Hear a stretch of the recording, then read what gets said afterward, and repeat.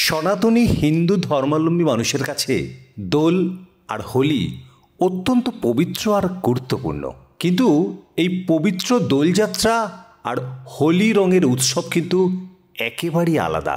এই দুই উৎসবের কারণও ভিন্ন। নবরাত্রি আর দুর্গাপুজো আদিশক্তির আরাধনা হলেও যেমন আলাদা, তাই আজ আমরা এই ভিডিওটির মাধ্যমে সেই হোলি আর দোল যে ব্যতিক্রমী, আলাদা, ভিন্ন, তার বিস্তারিত পৌরাণিক তথ্য যুক্তি দিয়ে ব্যাখ্যা করার চেষ্টা করব। দোল শব্দটি এসেছে দোলারোহণ শব্দ থেকে।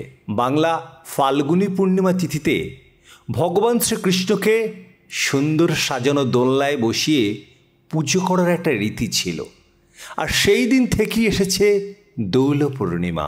শ্রীকৃষ্ণের জন্মভূমি হিসেবে পরিচিত মথুরা আর রাধার জন্মস্থান বৃন্দাবনে 16 দিন ধরে এই দোল উৎসব পালিত হয়।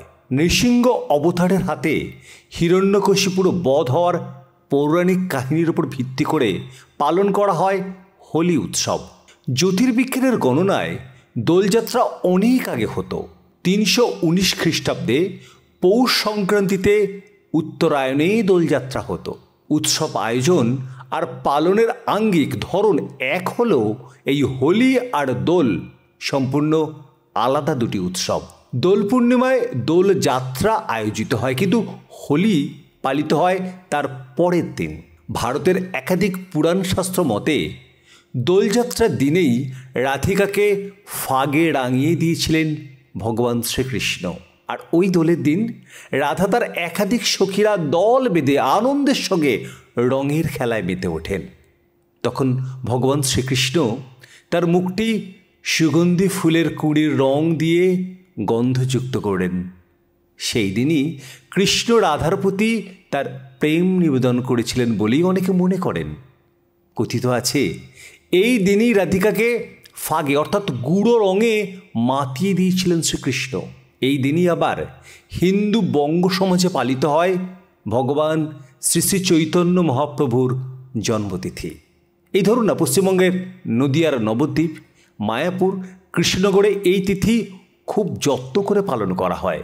আবার উড়িষ্যাতে সাড়ম্বরে পালিত হয় শ্রী চৈতন্য মহাপ্রভুর জন্মতিথি। এদিকে আসাম বা পাশের বাংলাদেশ, সেখানেও হিন্দু ধর্মাবলম্বীরা খুব গুরুত্ব সহকারে এই রঙের উৎসব উদযাপন করেন। হোলির সঙ্গে জড়িয়ে আছে শ্রী বিষ্ণুর আরেকটা রূপ। তিনি হলেন নৃসিংহ বা নরসিংহ। যদিও হোলি উৎসবের পেছনে আছেন শ্রীকৃষ্ণ আর প্রহ্লাদ। শ্রীকৃষ্ণ আর প্রহ্লাদ দুজনেই ভগবান বিষ্ণুর অংশ বিশেষ। রাজা হিরণ্যকশিপুর পুত্র ছিল ধর্মপ্রাণ প্রহ্লাদ। এই প্রহ্লাদকে আগুনে পুড়িয়ে মারার চেষ্টা করেন হিরণ্যকশিপুর বোন হোলিকা। তাই ছোট্ট প্রহ্লাদকে নিয়ে আগুনে ঝাঁপ দেন কাশ্যপ কন্যা। হোলিকা জানতেন যে তার মায়া ক্ষমতা বল আছে, তুই আগুন থেকে তিনি নিজে বেঁচে যাবেন। তো অদ্ভুত কি, পুড়ে ছাই হয়ে যাবে প্রহ্লাদ, এটা তিনি জানতেন। ফল হলো তার উল্টো। বিষ্ণুভক্ত সেই বালকের গায়ে আগুনের এতটুকু আঁচও লাগলো না, অথচ সেই আগুনে দগ্ধ হয়ে মৃত্যু হয় কাশ্যপ কন্যার। অসুরীয় শক্তির পরাজয় আর শুভ শক্তির বিজয়কে উদযাপন করতেই সাড়ম্বরে পালিত হয় হোলি। বাঙালি কিংবা অবাঙালিরা এই হোলি উৎসব পালনের সময় ন্যাড়া পুড়িয়ে রঙের উৎসবের সূচনা করেন। তাই দোলের আগেও ওই একই রকম ন্যাড়া পোড়ার আয়োজন করা হয়, মূলত অশুভকে আহুতি দেওয়ার জন্য। কিন্তু বিশেষ যুক্তিবাদীরা মনে করেন হোলিকা হলেন বিদুষী অনার্য মহিলা। অনার্য রাজা হিরণ্যকশিপুর বোন, তাকে পুড়িয়ে মারা হয় যাতে তার নেতৃত্বে আর্যদের আগ্রাসী অনার্য ভূমি দখলের আগ্রাসন না আটকাতে পারে, যা আর্য সভ্যতায় বলা হয় অশুভের বিনাশ।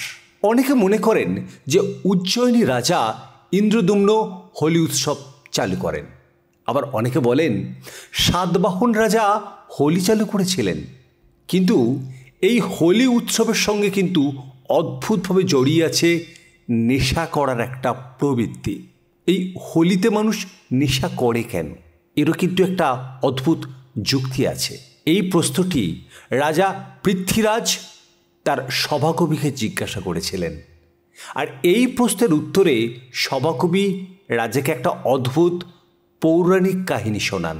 নামি চৌহান বংশে ঢুন্ত নামে এক নর রাক্ষস জন্মায়। তার বোনও ছিল একজন রাক্ষসী। ঢুন্তা রাক্ষসীর ধারণা ছিল দেবতাদের চক্রান্তে তার ভাইয়ের মৃত্যু হয়েছে, তাই সে দেবী অন্নপূর্ণার তপস্যা করে এবং সফল হয়। দেবীর কাছে সে বর চায় পৃথিবীর সকল মানুষ যেন তার খাদ্য হয়। অবাক এটাই যে দেবী কিন্তু সেই বর দিতে বাধ্য হন। সমস্যা নেমে আসে গোটা পৃথিবী জুড়ে। এর সুন্দর সমাধান করেছিলেন দেবাদিদেব মহাদেব।